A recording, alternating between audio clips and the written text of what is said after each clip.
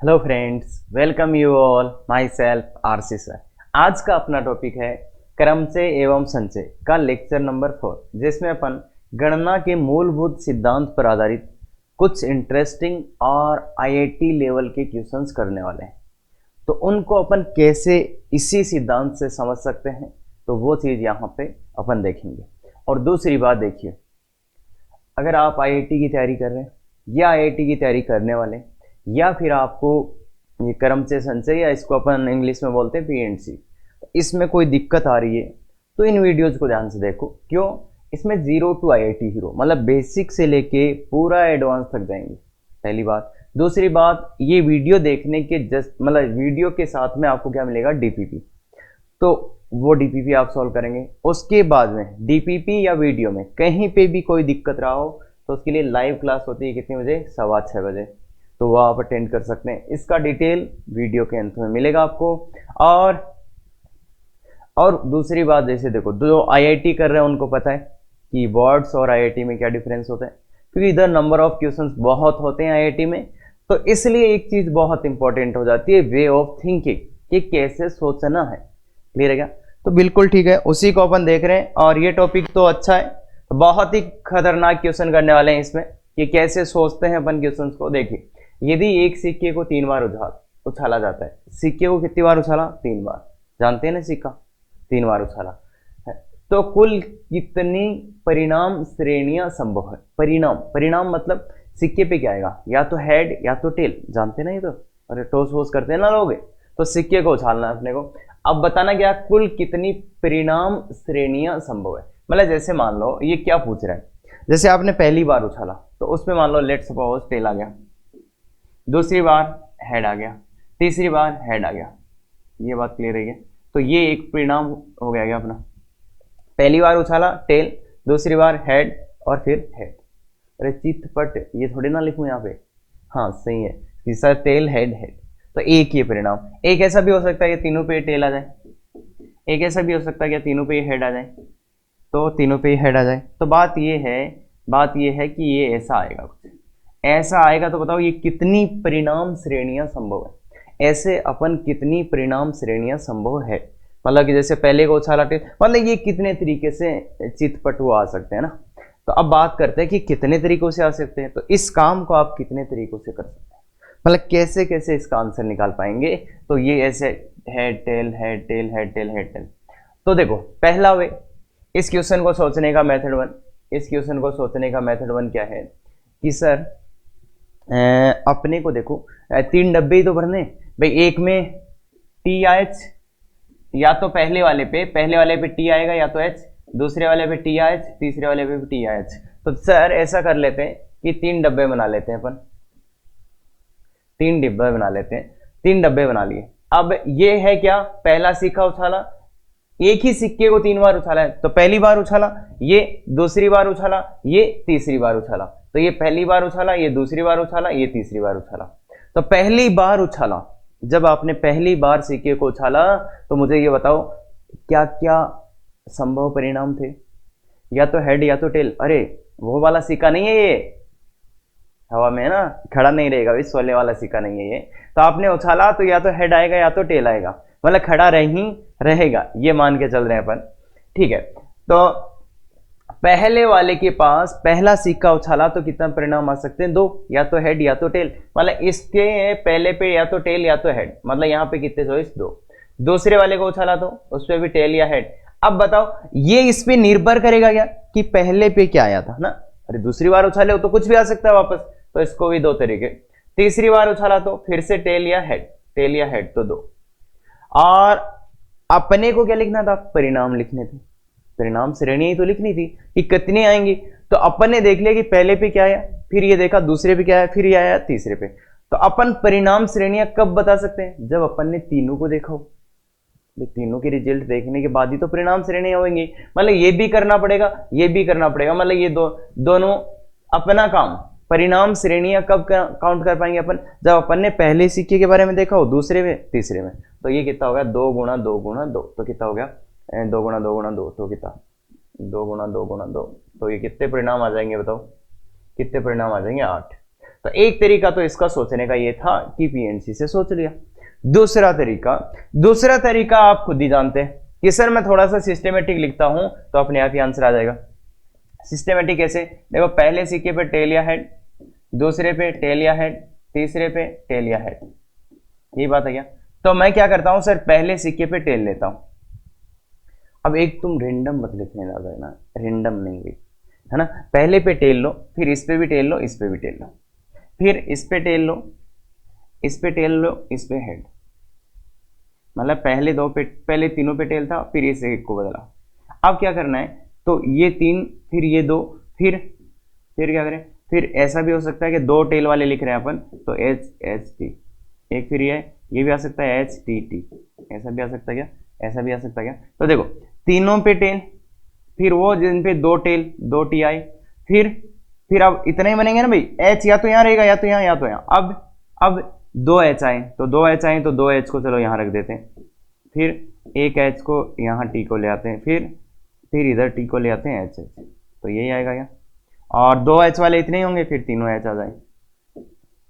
तो ऐसे सोच सकते थे, या ऐसे तीनों टी, फिर 2 टी, फिर एक टी, यहाँ 2 टी, यहाँ 3 टी, और यहाँ पे 0 टी। तो ये केस के देखो कितने आ गए, 1 2 3 4 5 6 7 8 आ गए। अब अपन थोड़ा सा इसको और ज्यादा सिस्टमेटिक कर सकते हैं, और ज्यादा सिस्टमेटिक, क्योंकि ऐसे जब मैं 5 दे दिया तो हो सकता है आप पागल हो जाए। तो इसी चीज को, ये आप अभी तो 3 ही सिक्के मैंने दिए, तो आप देख सकते हैं आराम से कि अच्छा ऐसे लिख के अपन देख सकते हैं कितने परिणाम श्रेणियां हैं, 8 परिणाम श्रेणियां यहां देख सकते हैं। और यहाँ तो ऐसे तो पक्का कर ही पाएंगे, पर ऐसे भी देख सकते हैं, और तुम रेंडम लिख के भी ला सकते हो एक बार, तो है ना। पर जो बहुत अच्छी बात है वो ये है, देखो इसी को अगर अपन को और सिस्टमेटिक करना हो तो कैसे करना हो। मैंने पहली बार उछाला तो क्या क्या पॉसिबल था, या तो टेल या तो हेड। मैंने पहली बार सिक्के को उछाला तो क्या क्या पॉसिबल था, या तो टेल आता या तो हेड। अब मैं दूसरे सिक्के को उछाल रहा हूं, देखो टेल आएगा तो भी दूसरे सिक्के को उछालूंगा, हेड आएगा तो भी दूसरे सिक्के को उछालूंगा। भाई पहली बार आपने उछाला, कुछ भी आए आप वापस तो उछालने वाले हो। तो देखो टेल आया तो फिर दूसरे सिक्के पे क्या आ सकता है, या तो टेल या तो हेड। और इस पे क्या आ सकता है, या तो फिर हेड आएगा तो भी उछालोगे, टेल या हेड। और इस पे अब दूसरे सिक्के, पहले सिक्के को अपने उछाल दिया, दूसरे को उछाल दिया, अब किसको उछालोगे बताओ, अब किसको उछालोगे, तीसरे को। अब देखो दूसरे पे कुछ भी आया हो उछालना तो पड़ेगा, तो तीसरे के क्या वेज है, या तो यहाँ टेल या तो हेड, या तो यहाँ टेल या तो हेड, या तो यहाँ टेल या तो यहाँ हेड, या तो यहाँ टेल या तो। अब देखो परिणाम श्रेणियां कैसे लिखते हैं, इसको बोलते हैं अपन ट्री डायग्राम। और ये प्रोबेबिलिटी में अपने को काफी ज्यादा हेल्प करता है। क्यों? क्योंकि जल्दी से क्वेश्चंस होते नहीं है ऐसे लिखने से, तो इससे बड़े बड़े क्वेश्चंस अपन सोल्व कर सकते हैं, और इन पे कंडीशन भी खतरनाक होती है, तो ये सबसे बेस्ट वे हो जाता है। तो देखो क्या क्या रिजल्ट आया, टी टी टी, तो ये आया टी टी टी, ये क्या आया टी टी एच, ये आया टी टी एच, ये क्या देखो टी टी टी, ये गया ये पहला वाला, ये फिर ऐसे, फिर अब टी एच टी, फिर टी एच एच, फिर इसका एच टी टी, दिख रहा है ना ये एच टी टी, फिर एच टी एच, फिर एच टी, फिर एच एच। तो ये यहां से भी आ रहे हैं, तो इसका नाम होता है ट्री डायग्राम। ये अपन प्रोबेबिलिटी में ज्यादा सीखेंगे, बाकी अभी तो जस्ट ऐसे बता दिया आपको कि पहली बार उछाला तो 2, फिर दूसरे को उछाला तो उसके 2। भाई इस पहले पे टेल आया तो भी उस पे 2 आ सकते हैं, कोई भी आ सकता है, और पहले पे हेड आया तो भी कुछ भी आ सकता है, ऐसे ऐसे ऐसे, क्लियर है क्या? तो ये सीखो, तो ऐसे लिख सकते हो, ऐसे लिख सकते हो, ऐसे लिख सकते हो, कैसे भी आप कर सकते हो, क्लियर है क्या? तो ये समझ थोड़ा सा देखो सीक्वेंस, मतलब कि क्या क्या परिणाम श्रेणियां हो सकती है, मतलब पॉसिबल आउटकम सीक्वेंसेज, है ना। तो इस टाइप से ये तो आना चाहिए, ये समझ में आ गया होगा अब कि पहले पे कुछ भी आ सकता था, दूसरे पे कुछ भी, तीसरे पे कुछ भी, तो 2 2 2 2 और 2 8 यहाँ पे भी दिख रहे हैं, यहाँ पे भी 8 दिख रहे हैं, क्लियर है क्या ये बात? चलो ठीक है, नेक्स्ट आते हैं। ये काफी अच्छा एक क्वेश्चन है, देखो एक पेपर में 10% है, एक विद्यार्थी कुल कितने तरीकों से इन प्रश्नों के उत्तर दे सकता है, ये दी। एक पर्सन, एक पेपर है उसमें कितने पर्सन है, 10 पर्सन है। एक विद्यार्थी को आंसर, एक विद्यार्थी कुल कितने तरीकों से इन प्रश्नों के आंसर दे सकता है। क्वेश्चन पर्सन टीएफ वाले हो, टीएफ वाले समझते हैं क्या, ट्रू फॉल्स। मतलब अपने क्वेश्चन पेपर में अपने को क्या दिखेगा, क्वेश्चन 1, क्वेश्चन 2, क्वेश्चन 3, क्वेश्चन 4, ऐसे ही क्वेश्चन 10, और आगे क्या दिखेगा, इसके आगे टी, एक में टी एक में है, मतलब या तो टी या तो ये ऐसे गोला करे हुए मिलेंगे, या तो टी या तो है, या तो टी या तो है। मतलब या तो आपको ट्रू फॉल्स वाला क्वेश्चन जानते हैं ना भाई, अरे ये बताना होता है कि ये सत्य है या असत्य। तो सत्य असत्य वाले क्वेश्चन 10 क्वेश्चन लिखे हुए हैं। अब इनके आप कितने तरीके से उत्तर दे सकते हो। यहां उत्तर देने का मतलब क्या है, उत्तर देने का मतलब यह है आप खाली नहीं छोड़ सकते, उत्तर देना ही देना है आपको। 10 के 10 क्वेश्चंस का उत्तर लिखना है, चाहे आपको आए या ना आए, उत्तर लिखना है 10 के 10 क्वेश्चन को। क्लियर है क्या? तो 10 के 10 क्वेश्चन को उत्तर लिखना है। तो ये एक क्वेश्चन पेपर था, उसमें 10 क्वेश्चन थे जिसमें ट्रू फॉल्स थे 10। तो अब इसको उत्तर कितने तरीके से दे सकते हैं, तो देखो इस काम को अपन 10 से, भाई 10% का उत्तर देना है ना अपने को। पहले आप 1% पे सोचो कि मैं 1% का उत्तर कितने तरीकों से दे सकता हूं। सबसे पहले क्या सोचो, 1% पे आते हैं। देखो काम को हमेशा छोटा छोटा करो। 1% के बारे में सोचो। 1% लिया आपने, उसमें क्या क्या ऑप्शन है, या तो टी या तो एफ। तो आप कितने तरीकों से इसका उत्तर दे सकते हो। अरे जानते हैं ना सत्य असत्य वाले, हाँ कितने तरीके से। या तो इस पर्सन में आप क्या करोगे, टी या तो एफ, या तो इसको मार्क करोगे, या तो आप ऐसा करोगे, या तो आप ऐसा करोगे। सर मेरे को तो ये फॉल्स लग रहा है, तो ये कितने, दो ही तरीके होंगे, या तो आप टी या तो आप एफ, दो ही तरीके। तो 1% को कितने तरीकों से, 2 तरीकों से। 1% को आप 2 तरीकों से उत्तर दे सकते हैं। ये बात तो बहुत सिंपल होगा। अरे 2 ही ऑप्शन है ना, अरे 2 ही ऑप्शन है ना यार, या तो टी या तो एफ। अरे भाई आपको आंसर देना है। अरे सर वो हम छोड़ सकते हैं क्या सर क्वेश्चन, वो अपन आएंगे भी आएंगे है ना, छोड़ सकते हैं क्या।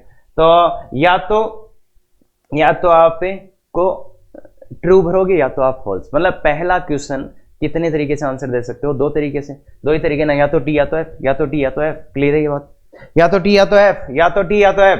मतलब पहले पर्सन को उत्तर करने के 2 तरीके। अब आपको कितने पर्सन का उत्तर देना है, 10। तो 10 पर्सन का, तो आप जाओगे पहले पर्सन के पास, पहले पर्सन के इसके कितने तरीके, 2 तरीके। अब जाओगे आप दूसरे पर्सन के पास, दूसरे पर्सन को उत्तर देने के 2 तरीके, तीसरे, अरे 2 ही तरीके ना सबके पास भाई। क्वेश्चन कोई सा भी हो उसको उत्तर करने के कितने तरीके हैं, 2 तरीके। अब अपना काम पूरा कब हो जाएगा, अपने को करना क्या है, 10 क्वेश्चन का उत्तर देने, 10 पर्सन के उत्तर देने। तो अपना काम कब होगा, जब अपन ये 10 के 10 के उत्तर लिख देंगे। या पहले का उत्तर लिखा, तथा दूसरे का उत्तर लिखा, तथा तीसरे का उत्तर, तथा चौथे का, तथा 10वें क्वेश्चन का। ये बात समझ, हाँ। मतलब देखो आपका काम कब होगा, जब आप ये 10 के 10 काम कर लोगे, मतलब 10 के 10 पर्सन का उत्तर दे दोगे, तभी आपका काम होगा क्या। तो ये क्या हुआ,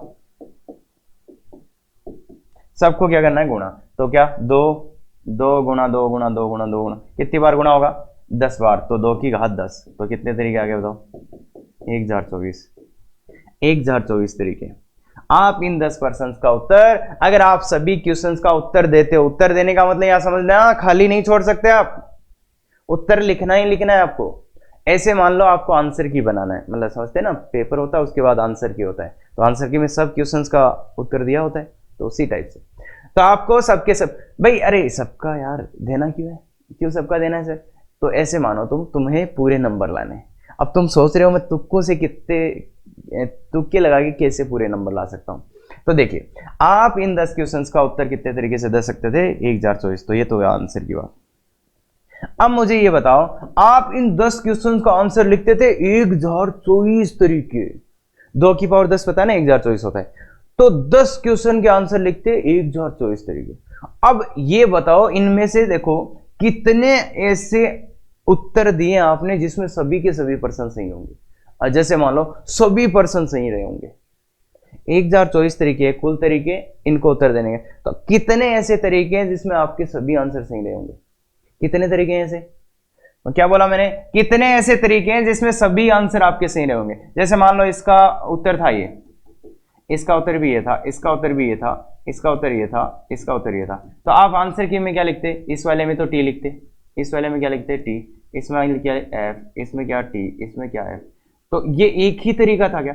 मतलब सभी पर्सन्स को सही करना है तो आपको वही उत्तर लिखना है जो जो उस पर्सन का उत्तर है। तो वो कितने तरीकों से लिख सकते हो? एक ही तरीका है। सभी पर्सन्स को सही करने का कितना तरीका? एक ही तरीका। क्यों? क्योंकि उस टाइम आपको वही उत्तर लिखना है जो एक्चुअल में उसका उत्तर है। तो मतलब है अगर आपको 10 पर्सन दिए जाए ट्रू फॉल्स वाले और आपको कितनी सीटें दी जाए? 1024 आंसर की भरो, तब उनमें से एक आंसर की पूरा सही निकलेगा। अगर आपको कुछ भी नहीं पता और 10 पर्सन मैं दूं और आप कितनी आंसर की भरो?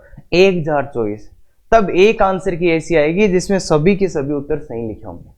और कितनी ऐसी आंसर की आएंगी जिसमें सभी के सभी उत्तर गलत लिखे होंगे? कितनी आंसर की? वो भी एक होगी।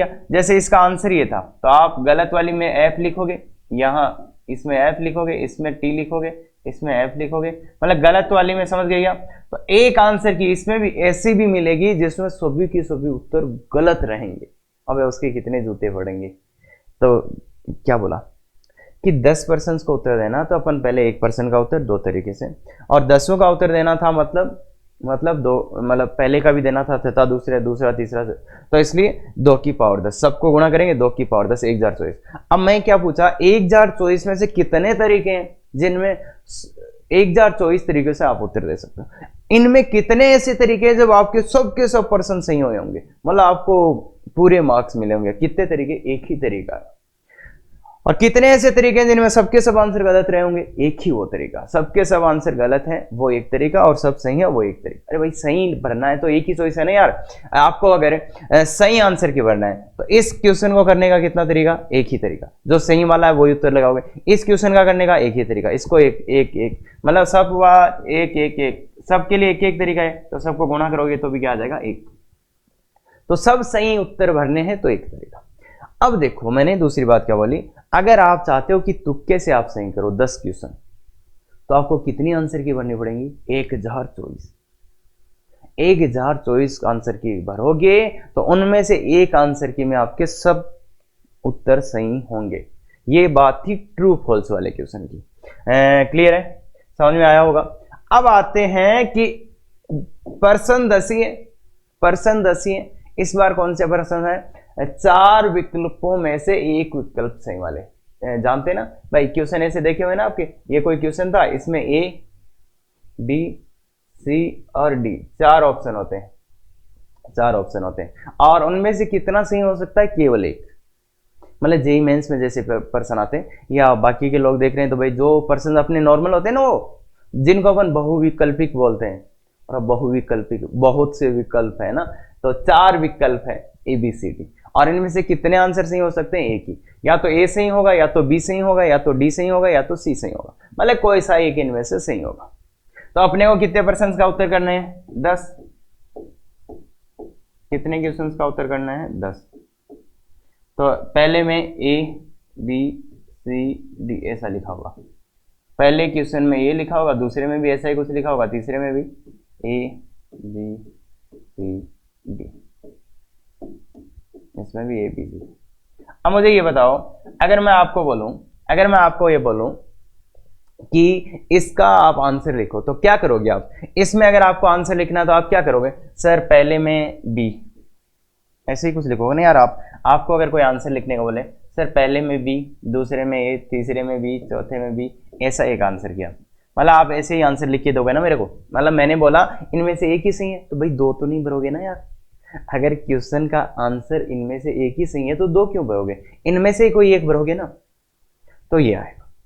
फिर किसी को कि मेरे को कुछ नहीं आता, तो उसने सीधा तुक्का लगा दिया, सब में ए भर देते हैं। जब नहीं आता तब ऐसा करते हैं क्या बच्चे लोग? सब में ए भर दिया। नहीं सर ए तो होता नहीं है सर, हम बी भर के आते हैं, तो सब में बी भर दिया। तो कुल मिला के बात यह है, अगर इन 10 पर्सन का आंसर देना है मेरे को, 10 पर्सन के उत्तर देने, तो हमेशा ध्यान से सोचो कि मैं एक पर्सन लो, पहले एक पर्सन लो अपना, एक पर्सन, इसका उत्तर कितने तरीके से दे सकता हूं? इस पर्सन को देखो आप, तो अभी भूल जाओ, 10 का ले लेंगे अपन। पहले छोटा सा ब्रेक करा कि एक पर्सन देखो, एक पर्सन, इस पर्सन का आंसर तुम कितने तरीके से दे सकते हो? कि सर हम या तो ए भरेंगे उसमें, या तो सर हम बी भरेंगे, या तो सी, या तो डी। कितने तरीके हो गए भाई? कितने तरीके हो गए बोलो? 4 तरीके हो गए क्या? अरे पहले पर्सन, अगर मैं आपको एक पर्सन दूं, अगर मैं आपको पर्सन एक दूं और आपको आंसर नहीं आता, आपको तुक्का लगाना है, तो कितने तरीकों से लगा सकते हो? या तो उसमें ए भर के आओगे, या तो बी, या तो सी, या तो डी। यही बात है क्या? यही बात है क्या? क्या या तो ए, या तो बी, या तो सी, या तो डी। तो मतलब आप तुक्का लगाओगे तो आपके पास कितने ऑप्शन? 4 ऑप्शन, कि या तो ए भरोगे, या तो बी भरोगे, या तो सी भरोगे, या तो डी भरोगे। तो एक पर्सन को उत्तर देने के कितने तरीके हो गए? एक पर्सन को उत्तर करने के कितने तरीके हो गए? 4 तरीके। ये बात क्लियर है? मतलब आपको अगर 4 विकल्प दिए जाए, उनमें से एक चूज करना, तो 4 तरीके खत्म। मतलब 4 में से एक चूज करोगे भाई, 4 में से एक चुनोगे, या तो ए, या तो बी, या तो सी, दो डी। क्लियर है क्या बात? क्लियर है क्या बात? तो ये 4 तरीके आपके पास है। एक पर्सन को उत्तर करने के 4 तरीके। तो मतलब पहले पर्सन को कितने तरीके से उत्तर कर सकते हो? 4। दूसरे को 4, तीसरे को 4, 10वें को 4। मतलब सब पर्सन के कितने तरीके आ गए? 4 4 4 4। अब आपको कितने पर्सन के उत्तर देने थे? 10 के। मतलब पहले का उत्तर देंगे तथा, दूसरे का तथा, तीसरे का तथा, चौथे का तथा, 10वें का। मतलब सबके उत्तर दोगे या? तो कितने तरीके हो गए बोलो? कितने तरीके हो गए? तो आंसर कितना होगा? कितना होगा बताओ? 4 की पावर 10 होगा क्या भाई? 4 गुणा 4 गुणा 4 गुणा 4, तो कितना? 4 की पावर 10, या 2 की पावर 20 बोल दो। तो इतने तरीके होंगे, ये तो है आंसर। अब इस पे अपन 2-4 और बातें करेंगे। कितने तरीके से आप उत्तर दे सकते हो? अगर 10 पर्सन का आपको उत्तर लिखना है तो 2 की पावर 20 या 4 की पावर 10, इतने तरीके होंगे जिनसे आप उत्तर दे सकते हो, जिनसे आप उत्तर दे सकते हो। इतने तरीके होंगे, ठीक है क्या? और आपको अभी अंदाजा नहीं है ना? चलो ठीक है, पहले दूसरी बात करते हैं कि इतने उत्तर लिखने के कुल कितने? इतने तरीके हैं। इनमें से कितने उत्तर ऐसे होंगे, कितने उत्तर ऐसे होंगे जो जिसमें सब सही होंगे? कितने तरीके ऐसे होंगे जब में सबके सब सही उत्तर होंगे?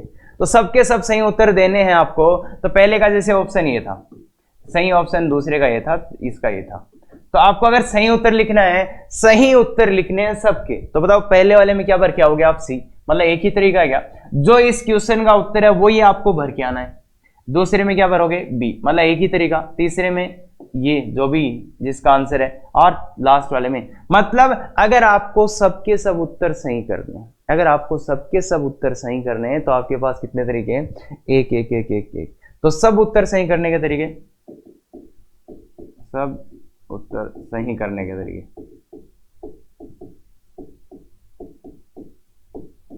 सब उत्तर सही करने के तरीके कितने तरीके होंगे? एक ही तरीका होगा क्या?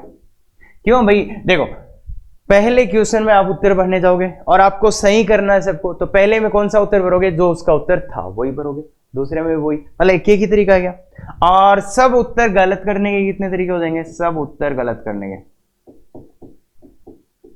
गलत करने के,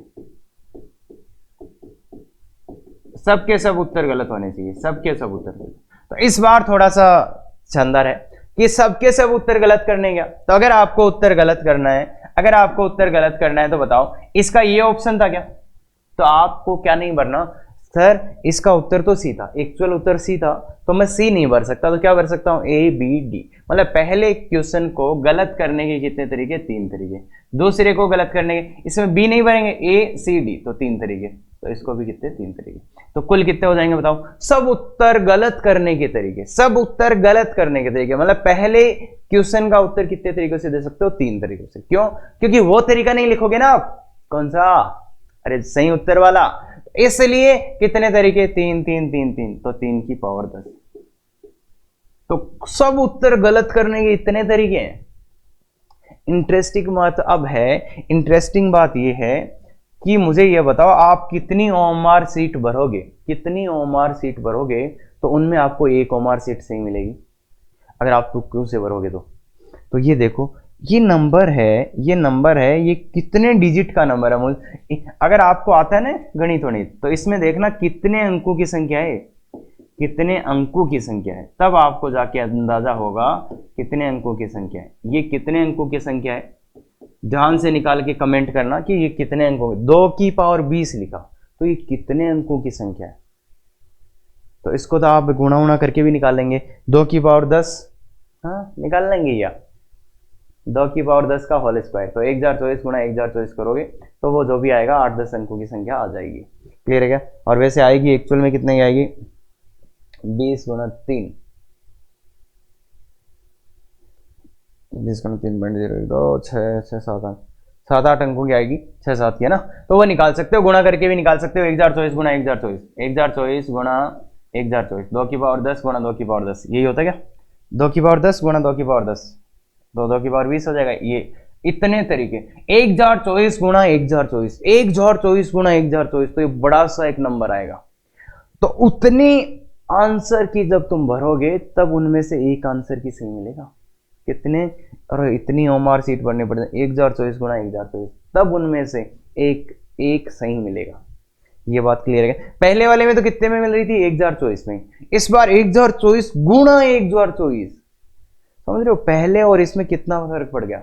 अरे इससे पिछले वाला ट्रू फॉल्स वाले में तो 1024 ही बढ़नी पड़ रही थी, इस बार 1024 गुणा 2 नहीं हुई, 1024 गुणा 3 नहीं हुई, 1024 गुणा 1024, तो समझ रहे हो कितनी ज्यादा उत्तर भरनी पड़ेंगे तब आपका आएगा। क्लियर है क्या? तो ये तो आप करना, मतलब इतने उत्तर आंसर सीट भरोगे आप तब उनमें से एक सही मिलेगा। अब एक बात करते हैं, जो बच्चों का डाउट है, सर हम ओमार कितने तरीकों से भर सकते हैं, OMR कितने तरीकों से भर सकते हैं?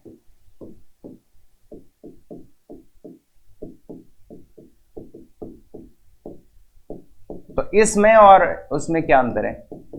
इस क्वेश्चन में OMR कितने तरीकों से भर सकते हो? तो OMR भरने का मतलब यहां पे क्या है कि अब आप क्वेश्चन को छोड़ के भी आ सकते हो। जैसे OMR में आपको क्या मिलते हैं भाई, पहले क्वेश्चन के सामने एक A वाला डब्बा मिलता है, एक B वाला, एक C वाला, एक D वाला। तो क्वेश्चन 1 में ये है, क्वेश्चन दूसरे में भी यही A B C D ऐसे डब्बे मिलते हैं। तो क्वेश्चन 2 में, तो अब क्या कर सकते हो आप, OMR भरने का क्या मतलब है? OMR भरने का मतलब ये है कि इस बार तुम क्वेश्चन को छोड़ भी सकते हो। जैसे पहले क्वेश्चन के पास गए कि A लगाएं, B लगाएं, C लगाएं, D लगाएं, फिर देखा नहीं आता ही नहीं सर ये तो छोड़ देते हैं। तो मतलब पहले क्वेश्चन का आंसर देने के कितने तरीके, मतलब अपन OMR भरने के कितने तरीके। तो OMR भरने में आप क्या सोचोगे कि या तो मैं A भरूंगा, या तो B भरूंगा, या तो C भरूंगा, या तो D भरूंगा, या तो छोड़ दूंगा, या तो छोड़ दूंगा। तो छोड़ने मतलब कुल मिला के पहले क्वेश्चन को करने के 5 तरीके, दूसरे क्वेश्चन को करने के कितने तरीके कि या तो A, या तो B, या तो C, या तो छोड़ दूंगा। मतलब OMR में खाली छोड़ के आ सकते हैं ना आप, तो इसलिए ये 5 तरीके। और ऐसे 10 वाले को करने के कितने तरीके, 5 तरीके। तो कितना हो जाएगा, कितना हो जाएगा, 5 5 5 5 की पावर 10। तो OMR भरने के तरीके कितना हो गया, 5 की पावर 10। अब उसमें वो केस भी शामिल है जब आपने OMR में एक भी क्वेश्चन का आंसर नहीं दिया, तो कोई नहीं पूछ रहा। बहुत से बच्चे नाराज हो जाते हैं, तब यही करते हैं कि OMR को भरा ही नहीं, खाली नाम लिख के दे आए, कोई क्वेश्चन का आंसर नहीं लगाया। तो ये बात बताया ना, तो कोई दिक्कत नहीं, OMR भरने का वो भी एक तरीका है। भाई आपने नाम भरा, अपना रोल नंबर भरे, हाँ क्वेश्चन का आंसर अपन ने किसी का भी नहीं दिया, कोई दिक्कत नहीं। अरे जब नाराज होते हैं तो यही तरीका होता है ना निकालने का। तो OMR भरने के तरीके कितने आ गए, 5 की पावर 10। कितना, 5 की पावर 10। ये बात समझ आएगा। और इसमें ऐसे तरीके हैं जिसमें आपने एक भी क्वेश्चन को नहीं भरा, सबको छोड़ के आ गए, सबको छोड़ के आ गए, तो वो तरीके कोई दिक्कत नहीं है। OMR भरने का वो भी एक तरीका माना जाएगा। तो देखो क्या करा, समझ गए होंगे यार, एक बार वापस देख लेना क्या क्या चीजें बोली है, बहुत गजब चीजें बोली है। OMR का मतलब जेईई एडवांस वाला जानते हैं क्या आप? अरे मल्टीपल करेक्ट क्वेश्चन, 4 विकल्प होते हैं जेईई एडवांस वाले क्वेश्चन में। कैसे होते हैं, जेईई एडवांस का क्वेश्चन कैसे दिखता है, उसमें भी ABCD लिखा होता है, पर अब इनका दिमाग देखो तुम, ABCD लिखा होता है ना। जेईई एडवांस वाले क्वेश्चन में भी आपको ऐसा क्वेश्चन मिलेगा और इसमें यही मिलेंगे ABCD। अब उसमें होता क्या है कि 4 विकल्पों में से एक या अधिक विकल्प सही, एक या तो कोई एक होगा या एक से ज्यादा भी आंसर सही हो सकते हैं इसके, ऐसा कभी सुना है आपने? और ये जेईई एडवांस में आते हैं। तो ये बहुत फेमस क्वेश्चन है और जेईई एडवांस में बहुत सबसे शानदार चीज ये जेईई एडवांस।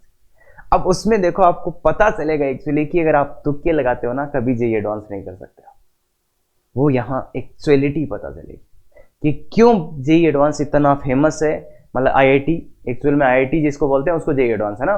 तो वो कितना इतना फेमस क्यों है एक्चुअली, क्या क्या राज है उसके पीछे, तो उसके पीछे का राज ये, और इनमें भी वो माइनस मार्किंग और लगा देते हैं, तो वो भी अपन देखेंगे। हाँ तो देखो 4 विकल्पों में से एक या अधिक विकल्प सही हो, मतलब 4 विकल्प तो दिए पर आपका आंसर क्या हो सकता है, इस क्वेश्चन का आंसर क्या हो सकता है, इस क्वेश्चन का आंसर क्या हो सकता है कि सर इसमें आंसर ए बी हो सकता है, सर इसका आंसर बी भी हो सकता है, सर इसका सी भी हो सकता है, डी भी हो सकता है। मतलब ये तो वही सिंपल, मतलब इस क्वेश्चन का एक आंसर भी सही हो सकता है, कोई सा मतलब ए बी सी डी इनमें से कोई सा भी एक सही हो, या फिर ए और बी ये दोनों भी सही हो सकते हैं। बहुत से क्वेश्चन ऐसे भी होते हैं जिनमें 2 आंसर आ रहे होते हैं, ए भी सही है बी भी सही है।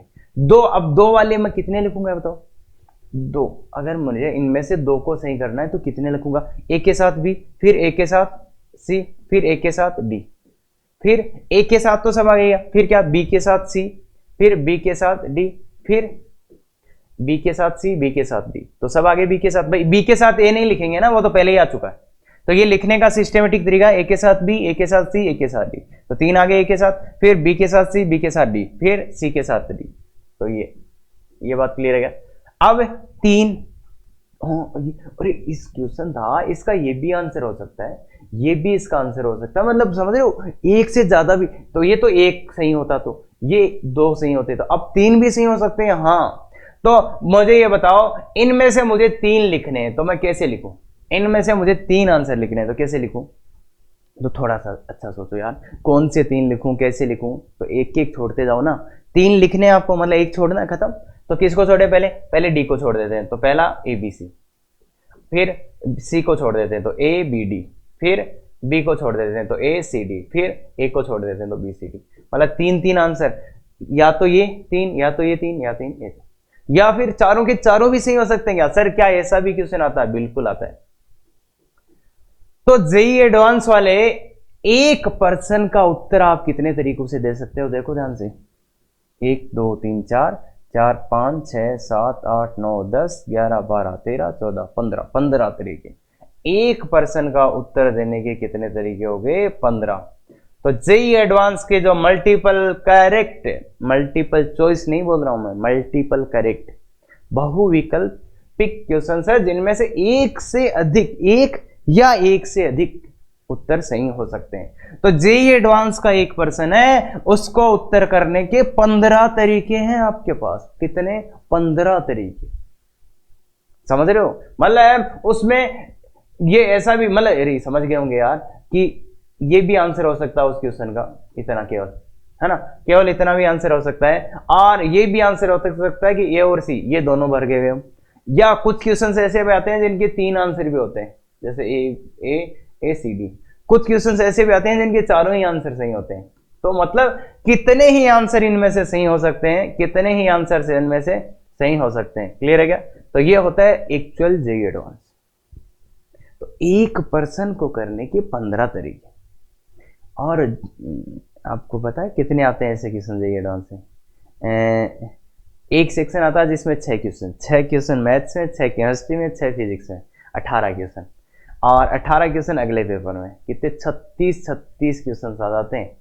और अब अपन देखेंगे कितने % का उत्तर देना आपने को, तो 10 का ही देना ना, 10% का। इसको एक तरीके से देखो, 1% का उत्तर देने के अपन ने 15 तरीके ऐसे गिन के निकाले। दूसरा भी एक वे है, वो कैसे, ये तो अपन ने गिन ही लिया कि एक उत्तर सही वाले होगा तो इतना, 2 वाले होंगे तो इतना, 3 वाला होंगे तो इतना, 4 वाले, तो ये 15 तरीके। इसी को अपन दूसरे तरीके से भी निकाल सकते थे, कैसे, जेईई एडवांस का क्वेश्चन है तो तुम क्या सोचोगे, तुम्हारे पास वही ABCD है, अब इनमें से कितने भी सही हो सकते ना। तो देखो तुम एक के पास गए, इसको या तो गोला काला करोगे या तो नहीं करोगे, या तो आप एक को आंसर लगाओगे या तो नहीं लगाओगे। तो कितने तरीके, देखो या तो इसको गोला काला करोगे आप, या तो इसको ऐसे खाली छोड़ोगे, या तो ऐसा अरे फिल करोगे, या तो खाली छोड़ोगे। मतलब एक को आप आंसर लगा भी सकते हैं और नहीं भी, मतलब एक के पास गए तो आपके पास कितने चॉइस मिले, 2, या तो एक को आप गोला करोगे या तो खाली छोड़ोगे, तो 2 ऑप्शन। ऐसे ही जब बी के पास गए तो बी को अब क्या, देखो ए उसका आंसर है तो बी इसका आंसर हो सकता है क्या, बिल्कुल हो सकता है। बिल्कुल हो सकता है। तो क्यों, ए और बी दोनों आंसर हो सकते हैं ना, तो इसके भी दो तरीके, इसके भी दो तरीके, इसके भी दो तरीके, तो कितने तरीके आगे बताओ। तो दो तरीके का मतलब क्या है, तो ये देखो 2 गुणा एक पर्सन का आंसर देना, एक ही पर्सन की बात कर रहे हैं, तो यहां दो ऑप्शन, यहां दो ऑप्शन, यहां दो ऑप्शन, तो क्या 2 की पावर 4 दैट इज 16। अब आपने ये आंसर लगाए होंगे तो क्या होगा, कई बार तो आपके दो ऑप्शन है, मतलब आपने ए बी सी डी सबको ही लगा दिया, सबको ही गोला कर दिया। कई बार आपने ऐसा भी किया होगा, एक को गोला कर दिया बाकी को छोड़ दिया। कई बार ऐसा भी किया होगा आपने ए और सी को गोला किया बाकी को छोड़ दिया। एक तरीका ऐसा भी आएगा जब आप सबको छोड़ के आगे, देखो आपने हर जगह दो दो ऑप्शन मांगे, दो ऑप्शन मांगने का मतलब ये है ना, इसको या तो खाली छोड़ोगे या तो गोला करोगे। तो एक तरीका वो भी है, इसको भी खाली छोड़ा, इसको भी खाली, इसको भी खाली, इसको भी खाली, सबको खाली छोड़ के आगे। तो यार वो तो उत्तर ही नहीं हुआ, वो तो उत्तर ही नहीं दिया आपने, ये मतलब हो गया। तो इसलिए ये एक तरीका है, जब आप सबको खाली छोड़ के आ जाएंगे तो ये अपने काम का नहीं है, क्योंकि इसमें तो उत्तर ही नहीं दिया ना आप लोगों ने। तो इसलिए देखो उत्तर देने के कितने तरीके, 16 आए थे, उनमें से एक काम का नहीं है, तो कितना आएगा 16 - 1 बराबर 15। तो एक पर्सन को उत्तर करने के 15 तरीके हैं जनाब यहाँ। और ऑप्शन उसमें क्या दिखते हैं, ABCD। तो लगता होगा सिंपल सा है, पर एक पर्सन में आपको तुक्का लगाना हो ना, तो उसके भी 15 तरीके हो गए। देखो ट्रू फॉल्स में जब अपन ट्रू फॉल्स वाला क्वेश्चन कर रहे थे, तो एक पर्सन को करने के दो ही तरीके थे। तो जब बाबा आदम का जमाना था तो ये क्वेश्चन आया करते थे, जिनमें बच्चों के तुक्के लग जाया करते थे, क्योंकि या तो तुक्का लगेगा या तो गलत या तो सही, दो ही तरीके होते थे। फिर थोड़े बच्चे होशियार हो गए तो टीचर भी हो गए, फिर उन्होंने ये ABCD वाले बनाए। फिर से इनमें भी होता था कि 4 ही तरीके हैं, बच्चे फिर तुक्का लगाना शुरू कर दिए कि 4 में से एक तो सही होगा। तो फिर उन्होंने थोड़ा सा क्या नेगेटिव मार्किंग लाई कि माइनस, अगर आपका तुक्का गलत होता है तो आपके नंबर काट लिए जाएंगे। फिर काम नहीं बना, फिर भी बच्चे नहीं माने, तो फिर भी नहीं माने, तो अब लाए ये जिनमें एक पर्सन को उत्तर देने के 15 तरीके, और ऊपर से अगर आपने गलत उत्तर लिखा तो आपके नंबर काट लिए जाएंगे। हाँ ऐसा होता है कि अगर आप गलत उत्तर करके आए तो आपके नंबर और काट लिए जाएंगे, कि इसके तो गलती से नंबर आए, तो तुक्के से आए, काट लो इसके वापस। तो ये ध्यान रखो। और ऐसा भी होता है JEE एडवांस का, लोग 6 घंटे पेपर देते हैं 2, उसके बाद बताए उनके नंबर कैसे होते हैं, माइनस में 15, माइनस में 27 है। हाँ ये एक्चुअलिटी है। JEE एडवांस का 2 पेपर देते हैं वो 3-3 घंटे के, और उनके नंबर आते हैं -26, -27। तो ये एक्चुअलिटी है ना। इससे अच्छा तो होता है नींद लेके आते 6 घंटे आराम से, तो वो ज्यादा बेटर। तो ये बात है, एक पर्सन को उत्तर करने के कितने तरीके हो गए, 15। तो अपने को कितने क्वेश्चन का उत्तर देना था, अपने को तो 10 क्वेश्चन का उत्तर देना था ना भाई। ABCD ये मतलब क्वेश्चन नंबर 1, क्वेश्चन 2 में भी ABCD, तो ऐसे ही क्वेश्चन 10 तो ABCD। तो मुझे ये बताओ, मुझे ये बताओ, पहले पर्सन को उत्तर करने के कितने तरीके, 15 तरीके। पहले पर्सन को उत्तर करने के 15, दूसरे को उत्तर करने के 15, और लास्ट वाले को उत्तर करने के 15 तरीके। तो बताओ मुझे कितने पर्सन का उत्तर देना, 10 का। तो पहले का उत्तर देना थेटा, दूसरे का थेटा, तीसरे का तो कितने हुए उत्तर, आंसर कितना हो जाएगा, 15 की पावर 10। यही उत्तर होगा क्या, ये आपका उत्तर होगा। और इतने तरीकों से आप उत्तर दे सकते हो, और उनमें से वो तरीके कितने हैं जिनमें उत्तर आपका सही होगा, सही उत्तर होगा। वो तरीके कितने हैं, तो वो तरीका एक ही है। अब सर ये कितना बड़ा नंबर है, तो इसमें तो आप तो ये निकाल लेना, इतने बार गुणा तो नहीं कर पाओगे, तो आप तो ये निकाल लेना, इसमें अंकों की संख्या निकाल लेना, अंकों की संख्या, तो आपको समझ में आ जाएगा ये कितना बड़ा नंबर है। या कैलकुलेटर में डाल के देख लेना ये कितना बड़ा नंबर है। अगर आप उतने आंसर शीट्स भरोगे तो एक आंसर शीट सही निकलेगा। तो बहुत खतरनाक चीज है। और IIT एडवांस में तो ऐसे 10 क्वेश्चन नहीं, 36 क्वेश्चन आए हुए हैं। 36 क्वेश्चन आते हैं दोनों पेपरों में मिला के, तो हवा निकल जाएगी। 36 वो वहां कितना हो जाएगा, 15 की पावर 36। तो उसको कैलकुलेट करोगे तो आपका कैलकुलेटर फेल हो जाएगा, ऐसा भी हो सकता है। 15 की पावर 36 करोगे ना, तो ध्यान रखना ये बात। तो इसलिए उसमें भी अंकों की संख्या निकाल लेना, इसमें अंकों की संख्या निकालो, इसमें अंकों की संख्या निकालो, तो आपको समझ में आ जाएगा। अरे लॉग वाला आता है ना वो, या तो सीधा कैलकुलेटर में डाल के कुछ कर लेना कि इसमें कितने अंक है, नेट पे डाल के चेक कर लेना, तो अब फिर आपको एक आइडिया लगेगा, अच्छा एडवांस ये होता है। हाँ ये बात क्लियर है। अब बात बताओ मेरे को, कर सकते हैं तो इसमें तो अपने को 10% के उत्तर देने होते तो कितने तरीके, 15 की पावर 10। बाकी इनमें से कितने उत्तर सही होते, केवल एक ही ऐसा तरीका है जिसमें सबके सब उत्तर क्या होंगे, सही। क्यों, जो इसका उत्तर है वही तो भरोगे, तो एक ही तरीका है वो, है ना। क्लियर है क्या ये बात? तो काफी हो गया, ठीक है ये। अब एक बहुत अच्छा फिर से जो एडवांस का क्वेश्चन लेते हैं, देखो एडवांस और उसका एवरेज लेवल। एडवांस कैटेगरी का क्वेश्चन है, एवरेज उसका लेवल है। शून्य का प्रयोग किए बिना, शून्य का प्रयोग नहीं करना, बिना 7 अंकों की कितनी संख्याएं बनाई जा सकती है जो 3 से विभाजित हो।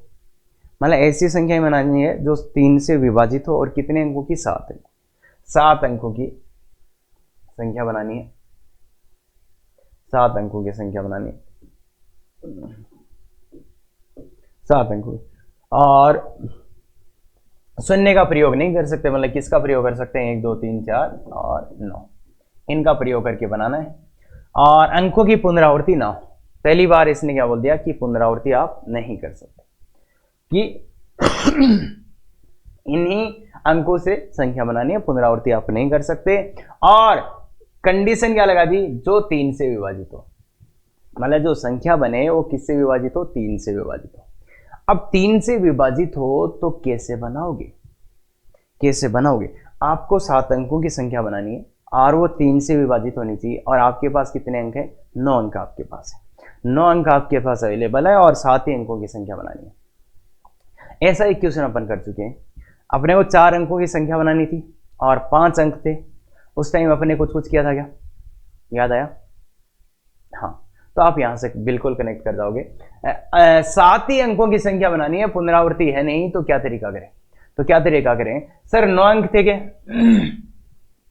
उनमें से क्या करें, 7 अंक ले लेते हैं और संख्या बना लेते हैं। पर यार 7 अंक लोगे तो कौन कौन से लोगे सर, ऐसे 7 अंक लेंगे जिनमें 3 का भाग चला जाए, जिनके योग पर भी 3 से विभाजन कब होगी, 3 से विभाजित कब होगी संख्या, जब संख्या के अंकों में, संख्या के अंकों के योग में 3 का भाग जाए। तो आप बोलोगे सर इनमें से 7 अंक ले लो, 7 अंक लो, 7 अंक लेंगे जिनमें 3 का भाग जाए, जिनके योग में लेंगे, जिनके योग में 3 का भाग जाए। भाई यही होगा ना, अगर उन अंकों के योग में 3 का भाग जाएगा, अगर 7 अंक अपन ने चुने, उनके योग में 3 का भाग जा रहा है, तो उन अंकों से आप कितनी संख्याएं बनाओ ना, फिर उसमें 3 का भाग जाएगा ही जाएगा क्या, उसमें 3 का भाग जाएगा ही जाएगा क्या, बिल्कुल जाएगा। तो इसलिए 7 अंक लेने। पर यार 9 में से 7 अंक लेने, तो ये तो इतना आसान तो काम नहीं है। तो ऐसा कर देंगे, 2 अंक छोड़ने, ये आसान काम लग रहा है, 2 अंक छोड़ने। कितने अंक छोड़ने आपको, 2 अंक, 2 अंक छोड़ने, पर ऐसे छोड़ने कि बचे हुए अंकों में के योग में किसका भाग जाए, बचे हुए अंकों के योग में किसका भाग जाए, 3 का।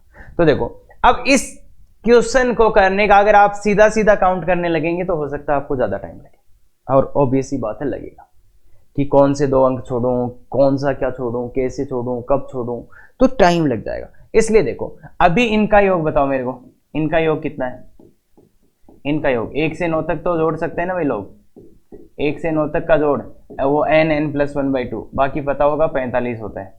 1 से 9 तक का योग 9 × 10/2 45, तो इनका योग कितना है, 45। और जो अंक अपने पास ये इनका योग, ये 3 से विभाजित है ना, 3 से विभाजित है, ये 3 से विभाजित है। और जो अंक अपने को लेने हैं वो भी 3 से विभाजित है, जो अंक अपने को लेने हैं वो भी 3 से विभाजित होने चाहिए, उनका योग भी, सभी अंकों का योग 3 से विभाजित है। और जो अंक अपने को लेने हैं वो भी 3 से विभाजित होने चाहिए, तो जो अंक छोटे हैं वो भी 3 से विभाजित होंगे क्या, क्यों, सोच के देखो ना यार। 2 अंक आपने इधर करने, 2 अंक हटाने, सभी अंकों का योग 3 से विभाजित था, कितना था, 45। अब उनमें से 2 अंक कौन से छोड़ोगे, तो वो उनका योग जो बचे हुए हैं उनका योग 3 से विभाजित आएगा, 3 से। जैसे मान लो आपने 1 और 3 छोड़ दिया, तो कितना छोड़ा आपने, 3, तो 45 में से 3, योग कितना हो गया 7 अंकों का, 42, उसमें 3 का भाग जाएगा क्या। अगर आपने 1 और 3 छोड़ दिया होता तो कितना छोड़ दिया आपने, 4 हो गया इनका योग, तो 45 में 4 घटाओगे 41, तो बचे हुए का योग कितना हो जाएगा, 41। मतलब इन दो अंकों का योग क्या आना चाहिए, इनका योग क्या आना चाहिए, 3 से विभाजित। एक तरीका तो ये है, या फिर ऐसे मान लो इनका योग कितना है a और इनका योग कितना है b। ऐसे मान लो इनका योग कितना है b और इनका योग कितना है a, तो a प्लस बी बराबर कितना होगा, 45 होगा क्या, a प्लस बी बराबर कितना होगा, 45 होगा। और अपने को b कैसा चाहिए, 3 से विभाजित, तो b बराबर अपन कैसे देखो, अपने को क्या चाहिए, b 3 से विभाजित चाहिए, b 3 से विभाजित मतलब b में 3 का भाग जाना चाहिए, और इसमें भी 3 का भाग जा रहा है, तो फिर इसमें भी 3 का भाग जाना पड़ेगा क्या, b में 3 का भाग जा रहा है, 45 में भी 3 का भाग जा रहा है, तो इसमें भी 3 का भाग जाएगा क्या, या ऐसे देख लो ना यार, 45 माइनस बी, अब इसमें 3 का भाग जा रहा है और इसमें भी 3 का भाग जा रहा है, तो ए में भी 3 का भाग जाएगा क्या, भाई b अपने को ऐसा चाहिए कि इसमें 3 का भाग जाए, b ऐसा चाहिए, b मतलब 7 अंकों का योग ऐसा चाहिए कि 3 का भाग जाए। तो मैंने क्या बोला कि ऐसे लिख लो, a बराबर a प्लस बी, तो 45, सभी अंकों का योग तो 45 है ना भाई, तो 45 लिख लिया। अब a बराबर क्या लिख लो, 45 माइनस बी, देखो b में 3 का भाग जाना चाहिए, इसमें 3 का भाग जा रहा है, तो इसमें अगर 3 का भाग दूं तो इसमें 3 का भाग जा रहा है क्या, इधर वाले में 3 का भाग जा रहा है, मतलब इसमें भी 3 का भाग जाना चाहिए क्या, इधर वाले में 3 का भाग पूरा पूरा जा रहा है और ये इसके बराबर है, तो इसमें भी देखो 45 माइनस बी, क्योंकि b में 3 का भाग जाना चाहिए, 45 में जा रहा है, तो इनमें 3 का भाग जा रहा है, तो मतलब इनमें भी 3 का भाग जाना चाहिए क्या, तो कुल मिला के बात ये होगी क्या, ऐसे दो अंक छोड़ने, ऐसे दो अंक छोड़ने जिनके योग में 3 का भाग जाए। अब थोड़ी सी कहानी खत्म हो शुरू, मतलब थोड़ा सा सिंपल हो जाएगा, योग 3 से विभाजित हो, ऐसे दो अंक छोड़ने जिनका योग 3 से विभाजित हो, मतलब 1 से लेके 9 तक ऐसे दो अंक छोड़ो जिनका योग 3 से क्या हो, विभाजित हो। अब इस काम को करने के भी दो तरीके हैं, एक तो तुम्हारे लेवल वाला तरीका, वो बताते हैं पहले तो, कि बच्चे क्या सोच सकते हैं, तो बच्चे ये सोच सकते हैं कि इनमें से दो अंक छोड़ने, तो तुम पहले सोचोगे सर मैं 1 के साथ क्या क्या छोड़ सकता हूं, तो 1 के साथ 2 छोड़ सकते हो क्या, 1 और 2 छोड़ सकते हो क्या, देखो 1 के साथ 2, 1 और 2 का योग 3, 3 से विभाजित है। 1 के साथ 3 छोड़ सकते हो क्या, नहीं, 1 3, तो उनका योग 4 हो जाएगा। 1 के साथ 4 छोड़ सकते हो क्या, नहीं, क्यों, 1 और 4 का योग 5, 1 के साथ क्या छोड़ सकते हो, 5, और क्या छोड़ सकते हो, एक के साथ आप 6 नहीं छोड़ सकते, 7 नहीं छोड़ सकते, 8, 1 8, फिर 1 9 तो हो नहीं सकते, तो देखो 1 के साथ क्या छोड़ सकते हो, 2, 1 और 2 को छोड़ सकते हो, क्यों, क्योंकि इसमें 3 का भाग जाएगा, 1 और 5, एक नंबर 1 है, दूसरा 5 है, ये अरे अंक बोल रहा हूं मैं, एक अंक, ये 1 छोड़ दो, मतलब 1 के साथ आप 2 छोड़ सकते हो, 1 के साथ 5, 1 के साथ 8, तो इनके योग में देखो किसका भाग जा रहा है, 3 का, 3 का, 3 का, भाई तुम देखो 1 उसके साथ 2 छोड़ा, तो 1 और 2 का योग 3, मतलब 3 से विभाजित है, तो ठीक। अब 1 और 3 को छोड़ने जाओगे तो 1 और 3 का योग कितना मिला, 4, 1 और 3 का योग कितना मिला, 4, जो कि 3 से विभाजित नहीं है, मतलब उसको नहीं छोड़ सकते, क्योंकि अगर देखो अपन 1 और 3 को छोड़ा होता तो बचे हुए अंकों का योग कितना था, 45, 45 को टोटल योग था, 1 और 3 को छोड़े 4, मतलब 41, तो देखो बचे हुए योग में 4 का भाग नहीं जाता ना, सॉरी 3 का भाग नहीं जाता ना, तो इसलिए उनको नहीं छोड़ सकते, मतलब 1 के साथ 3 नहीं छोड़ सकते, 1 के साथ 4, 1 और 4 का योग कितना है, 5, 5 में 3 का भाग नहीं जाएगा, तो उसको भी नहीं छोड़ सकते। 1 और 5 को छोड़ सकते हैं क्या, तो 1 और 5 का योग कितना है, 6, 6 में 3 का भाग जाता है, मतलब उनको छोड़ सकते हैं। 1 और 7 को नहीं छोड़ सकते, 1 और 6 को नहीं छोड़ सकते, 1 और 8 को छोड़ सकते हैं, 1 और 8 का योग देखो, 1 + 8 9, 9 में 3 का भाग जाता है, उनको छोड़, मतलब 1 के साथ क्या छोड़ सकते हैं, 1 2, 1 5 या 1 का। अब ऐसे ही 2 के साथ, अब 2 के साथ अपन इधर वाला नहीं देखेंगे, क्योंकि यार इसके साथ तो 2 आ चुका था ना, तो अब 2 के साथ क्या देखो, 3, 2 के साथ 3 को छोड़ सकते हो क्या, नहीं, क्यों, क्योंकि 2 के साथ 3 को छोड़ोगे तो योग कितना आएगा, 5, 5 में तो नहीं जाता, तो 2 के साथ 4 छोड़ सकते हो, और क्या छोड़ते हो, 2 के साथ 5 नहीं छोड़ सकते, 6 नहीं छोड़ सकते, 7, 2 के साथ 8 नहीं छोड़ सकते, 9 नहीं छोड़ सकते, खत्म।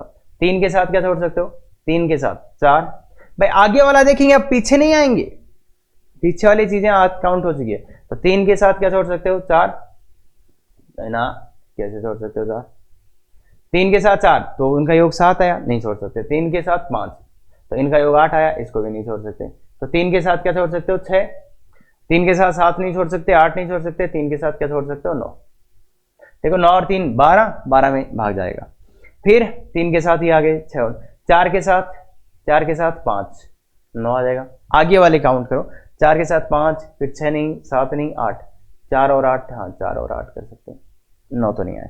फिर 5 के साथ 1 नहीं, 5 के साथ 1 कहाँ से आ जाएगा, 5 के आगे वाले, 5 के आगे वाले, 5 के साथ 6, 5 और 6 11 नहीं, 7 छोड़ सकते हो।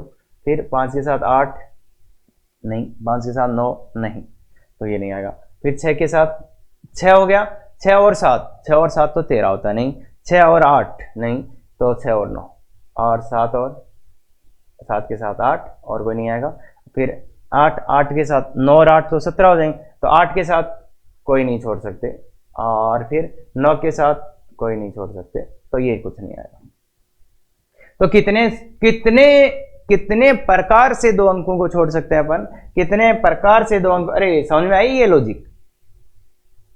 पहले अपन ने सोचा कि 1 के साथ किसको छोड़ सकते हैं, फिर ये सोचा 2 के साथ किसको छोड़ सकते हैं, फिर 3 के साथ, फिर 4 के साथ, फिर 5 के साथ, फिर 6 के साथ, फिर 7 के साथ, फिर 8, फिर 9।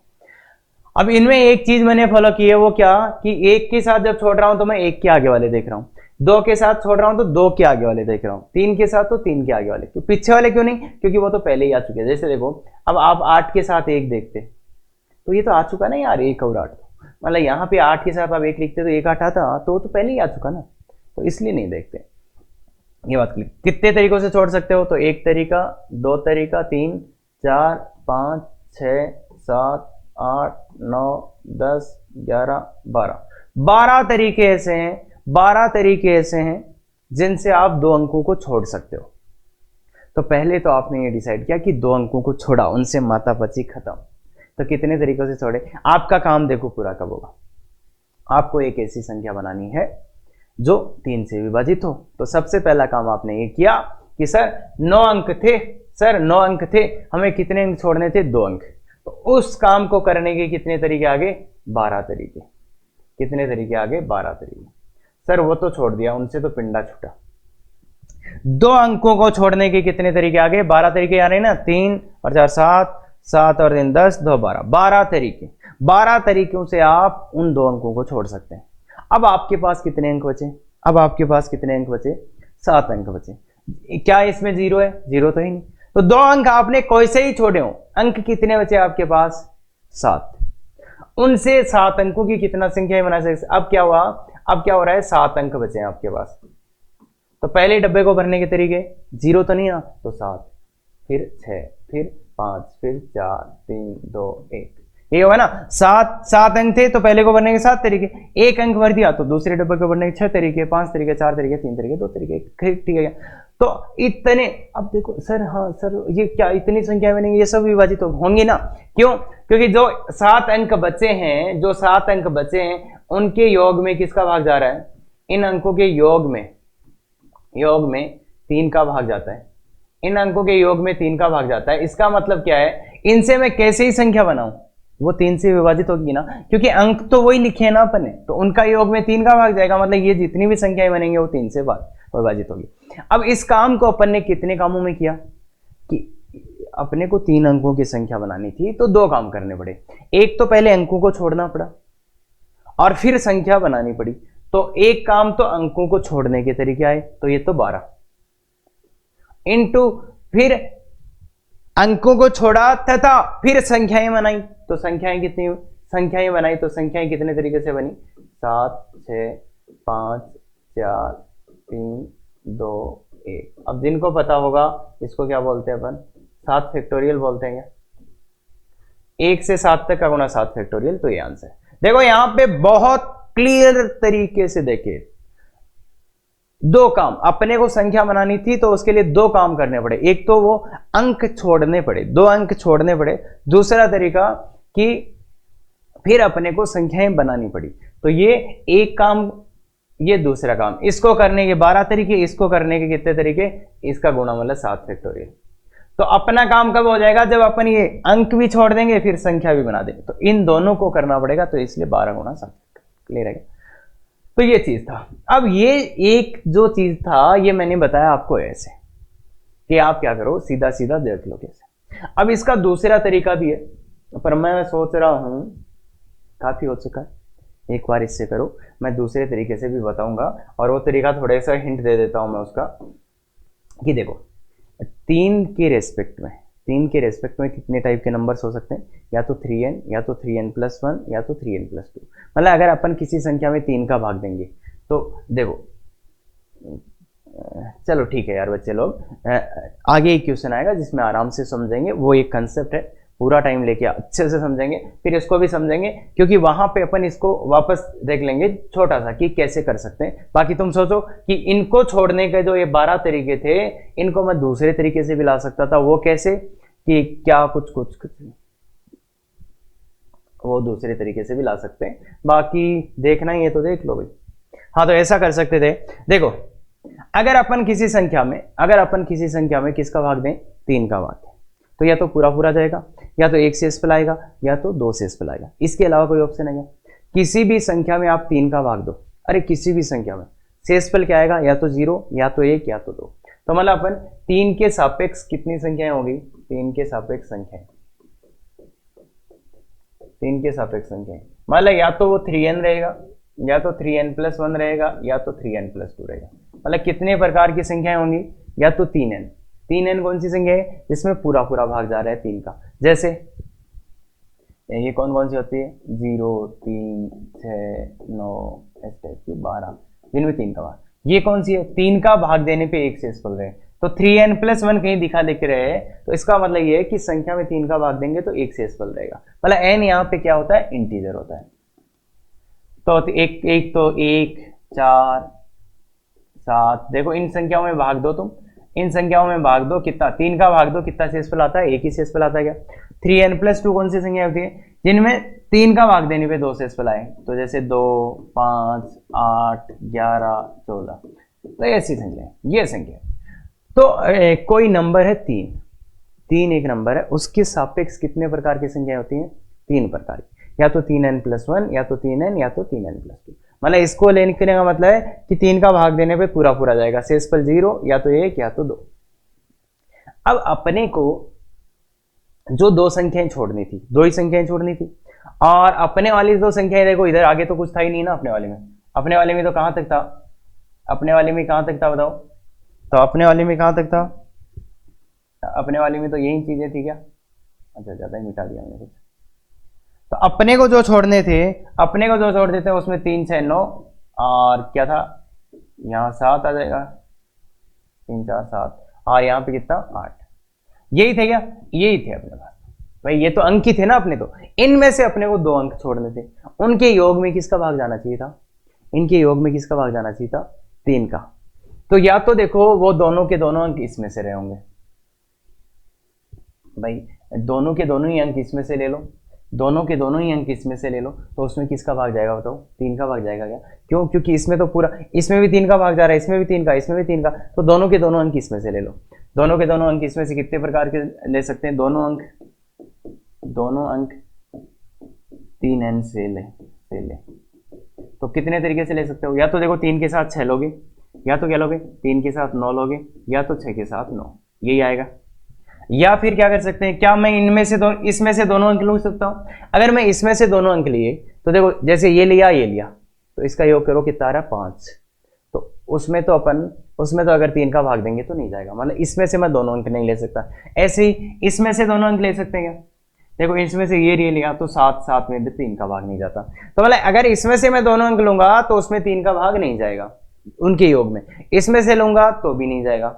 उसका दूसरा तरीका भी है समझने का कि इसमें से दोनों अंक लोगे आप, तो ये तो क्या होगा, 3n+1 और प्लस 3n+1, तो देखो ये तो कितना शेषफल आ जाएगा, 6n जो भी हुआ +2, तो मतलब 2 शेषफल रह जाएगा ना, 3 का भाग देंगे तो 2 शेषफल रह जाएगा। अगर इसमें से दोनों अंक लेता हूं तो ये क्या आएगा, 3n+2, तो वो आ जाएगा 6n+4, मतलब 6n+4। जब अपन इसको 3 का भाग देंगे तो शेषफल कितना आ जाएगा, 1 आ जाएगा। अरे 4 में भी तो भाग दे दोगे, यहाँ पूरा जाएगा 4 में, तो मतलब इसमें से 2 अंक नहीं ले सकता, इसमें से 2 अंक नहीं ले सकता, तो फिर क्या कर सकते हो कि 1 अंक इसमें से, 1 अंक इसमें से, 1 अंक इसमें से, 1 अंक इसमें, फिर इन जब जोड़ोगे, जैसे 1 अंक इसमें से लो, 1 अंक इसमें, इनको जोड़ो तो कितना आ रहा है, 1 के साथ 2 लिया तो कितना आ रहा है, 3, तो योग कितना आ रहा है, 3 का भाग जा रहा है क्या, तो मतलब 1 अंक इसमें से लेना, 1 इसमें से, तो 1 अंक ले लो, तो 1 लिया तो उसके साथ 2, इसका 1 लिया तो इसके साथ 5, इसका 1 लिया तो इसके साथ 8, इसका 4 के साथ 2,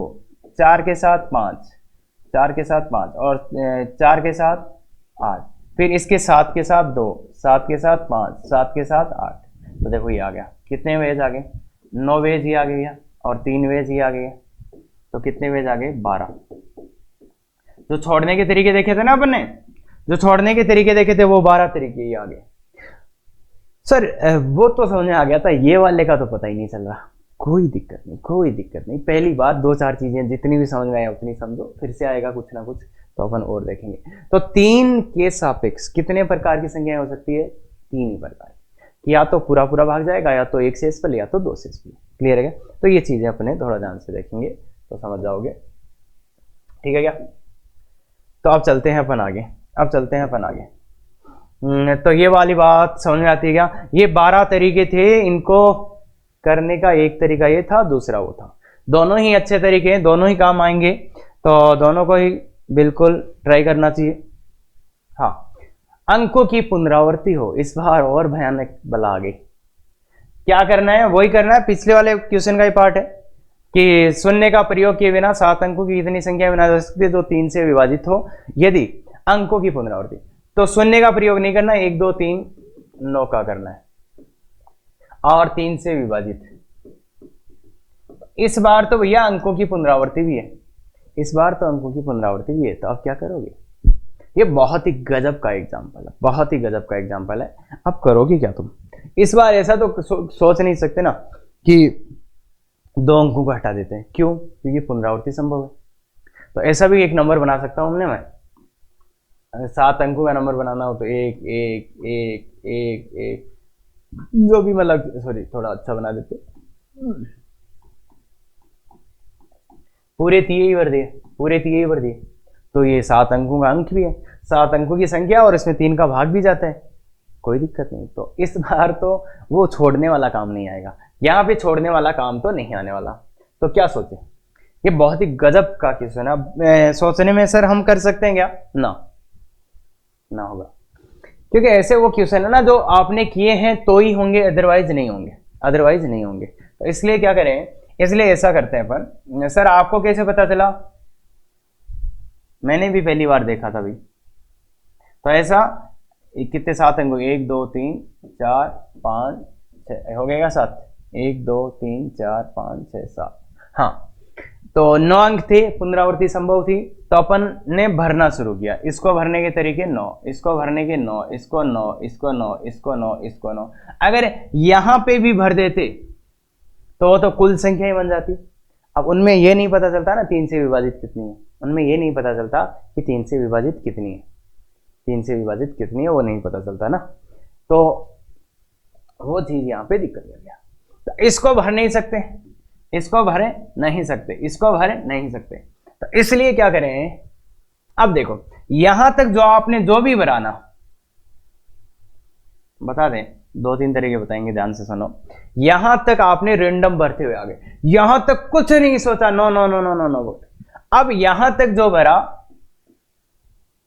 यहां तक जो भी आपने संख्याएं भरी, जो भी अंक भरे, इनका योग, इनका योग क्या क्या आ सकता है? इनका योग क्या क्या आ सकता है? या तो 3n टाइप आएगा, या तो 3n+1, या तो 3n। यही 3 टाइप का योग आ सकता है क्या? यहां से यहां तक जो भी अंक भरे उनका योग में या तो 3 का भाग जाएगा, या तो 3 का भाग जाने पे 1 शेषफल आएगा, या तो 3 का भाग जाने पे 2 शेषफल आएगा। यही 2 तरीके, यही 3 तरीके हैं क्या? यहां से यहां तक जो भी आपने संख्याएं भरी है उसमें इनके योग में, इन अंकों के योग में या तो 3 का भाग जाएगा, या तो 3 का भाग देने पे 1 शेषफल आएगा, या तो 2 शेषफल आएगा।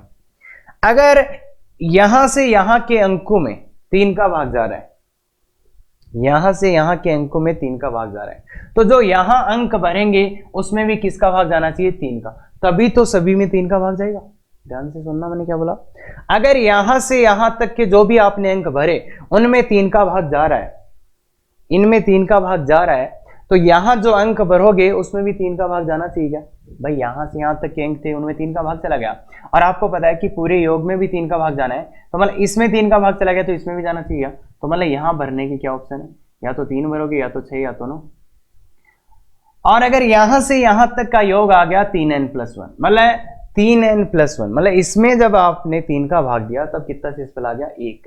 मतलब यहां से यहां तक क्या जो भी योग किया उसमें जब आपने 3 का भाग लगाया तो 1 शेषफल आया। तो यहां ऐसा क्या भरूं मैं कि पूरी संख्या में तो 1 शेषफल बचा हुआ है क्या, तो यहां 2 भर देंगे। तो देखो एक तो वो शेषफल बचा हुआ और ये 2, तो जब इसमें इसको जोड़ोगे आप, इसमें जब इसको आप जोड़ोगे तो ये 3n+3 बनेगा। तो मतलब उसमें 3 का भाग जा रहा है, या ऐसे सुन लो, यहां से यहां तक जब मैं आपने भाग दिया तो 1 शेषफल बचा था और 2 अपन ने उसमें और जोड़ दिया तो 3 हो गया। 3 में अब 3 का भाग चला जाएगा। ऐसे ही 1, 2 और 5 और 7, देखो ये। तो अगर यहां से यहां तक का योग 3n+1 आया तो इस डब्बे को भरने के 3 तरीके, या 3n+2 आया होगा तो फिर इस डब्बे को भरने के 2 शेषफल आया होगा तो क्या 1, 4 या 1, 4 और क्या 8, 1, 4 और 8, या तो 1 भरोगे या तो 4 भरोगे या तो 8। देखो 1 या तो 4 या तो 8, 8 थोड़े ना यार, कुछ गड़बड़ कर दिया। 1, 4 और कुछ गड़बड़ कर दिया। यहां पे कितना भरा जाएगा 8, यहां पे भरा जाएगा 7, 1, 4, 7, 1, 4, 7 भी थोड़ा सा देखना ध्यान से। हाँ, तो अगर यहां से यहां तक का योग 3n+2 आया तो अगले वाले डिब्बे में आप क्या भरोगे 1। देखो 1 भरते ही, अरे भाई इसमें ये संख्या जोड़ो, तुम तो ऐसा करो, इसमें ये जोड़ो, अब 3 का भाग दो, जा रहा है क्या, जा रहा है। इसमें ये संख्या जोड़ो, 3 का भाग जा रहा है क्या, जा रहा है। 3 का भाग दो, जा रहा है क्या। मतलब इस लास्ट वाले डब्बे में अपन किसके अकॉर्डिंग भरेंगे कि पहले 6 डब्बों का योग क्या आ रहा है। अगर पहले 6 डब्बों के अंकों का योग आ रहा है 3n, तो क्या भरेंगे 3, 6, 9। ये 3n+1 आ रहा है तो 3n+1 आ रहा है तो 2, 5, 8 भर देंगे तो टोटल में, और 3n+2 आ रहा है तो ये भर देंगे। अब मैं एक आपसे बहुत खतरनाक क्वेश्चन पूछ रहा हूं, क्या कि सर मैं आपसे ये बात पूछ रहा हूं कि इस डब्बे को भरने के कितने ऑप्शन है, इस डब्बे को भरने के कितने ऑप्शन है, इस डब्बे को भरने के कितने ऑप्शन है सर। देखो सर, चाहे योग इसका कुछ भी आए, हर बार 3 ही ऑप्शन है क्या, हर बार 3 ही तरीके हैं क्या। अगर योग 3n आया तो भी 3 तरीके, अगर ये आया तो भी 3 तरीके, ये आया तो भी 3 तरीके। मतलब इनका योग कुछ भी आए, इस डब्बे को भरने के तरीके 3 ही है क्या। हाँ, ये अलग बात है कि हम जब 3n आएगा तब ये 3 तरीके हैं, ये आएगा तब ये है, ये आएगा ये। तो ये बात समझ सकते हैं कि यहां आप कुछ भी भर दो, इस डब्बे को भरने के 3 ही तरीके हैं, इस डब्बे को भरने के 3 ही तरीके हैं। भाई कोई सा भी योग आए, ये योग आएगा तो ये 3 तरीके, ये योग आया तो ये आएगा तो ये 3 तरीके। तो टोटल कितना होगा 3 × 9⁶। तो ये आपका आंसर है, पहला मेथड सोचने का, जो कि थोड़ा सा कॉम्प्लिकेटेड बच्चों को लग सकता है और लगना भी चाहिए। और जिनको समझ में आ गया very good, that are good. इसी को थोड़ा मैं ये बोल सकता था, मैं थोड़ा सा और अच्छा करते तो ये बोल सकते थे अपन कि इनका योग 3n आए, वो कितने तरीके हैं, 3n जब योग आ रहा है वो केवन तरीके, मतलब केवन संख्याएं ऐसी है जिनका योग, मैं इसी को थोड़ा और एक्सप्लेन करने की कोशिश कर रहा हूं कि कुछ यहां पे दिक्कत हो सकता है बच्चों को। तो इनका योग 3n आ रहा है यहां से यहां तक का, वो कितने संख्या है, केवन संख्या है। जिनका योग 3n+2 आ रहा है वो k2 है, और जिनका 3n+2 आ रहा है k3 है। और एक बात अपने को पता है कि या तो योग 3n आएगा, या तो 3n+1, या तो 3n+2। तो मतलब यहां से यहां की कुल संख्याएं थी वो क्या हो गई, k1 + k2 + k3। k1 + k2 + k3 का मान कितना है, यहां से यहां तक ही देख रहे हैं ना, तो 9⁶। तो इन तीनों का योग कितना है, 9⁶। ये बात क्लियर भाई। देखो यहां से यहां तक का योग निकाला, अब मैंने जिन संख्याओं का योग 3n आया उसका संख्या बोल दी केवन संख्या। मुझे नहीं पता था, मैंने केवन मान लिया केवन, और फिर वो संख्याओं को मैंने k2 मान लिया जिनका योग 3n ये आया। तो अब मेरे पास क्या है कि यहां से यहां अगर मैं केवन संख्याएं यहां भर के आया, तो अगर योग 3n आया तो इस डब्बे को भरने के कितने तरीके, 3 तरीके। या तो योग कितना आया होगा 3n+2, तो उस डब्बे को k2, यहां से यहां k2 संख्याएं, इस डब्बे को भरने के 3 तरीके, प्लस यहां से यहां k3 संख्याएं, उस डब्बे को भरने के कितने तरीके, 3 तरीके। तो देखो 3 बाहर ले लो तो k1 + k2 + k3, और k1 + k2 + k3 का वैल्यू कितना है 9⁶। देखो ये रहा, तो ये आ गया, सेम ही आंसर आ रहा गया, सेम ही आंसर आ रहा गया। तो थोड़ा सा गौर से समझें, या तो इनका योग क्या आएगा, या तो ये संख्याएं केवल संख्याएं बनी, उनमें तीन तरीके कैसे भाई, जब K1 है तो इस डब्बे को भरने के तीन तरीके, K2 है तो उनमें भी तीन, तो इन सबको जोड़ दो भाई। मान लिया मैंने AC कितनी संख्याएं हैं, K1 संख्याएं, AC कितनी K2, AC कितनी K3, तो K1 संख्या यहां से यहां तक आ गया, फिर इसको भरने के तीन तरीके, तो K1 × 3, इस वाले टाइम भी K1 2, इसमें भी, तो एक और लॉजिक दूंगा, एक और लॉजिक से भी अपन इस क्वेश्चन को कर सकते थे, वो भयानक लॉजिक है, ध्यान से सुनना, कि कुल संख्याएं कितनी है, कुल संख्याएं कितनी है बताओ, कुल संख्याएं कितनी है, 9 × 9 9, यहां पे भी 9 आ जाता, मतलब 9 की पावर 7, कुल संख्याएं कितनी है, 9 की पावर 7। भाई देखो यहाँ 9 9 9 9 9 9 भर दो, बना सोचे समझे भर दो, कुल संख्याएं कितनी है, 9 की पावर 7।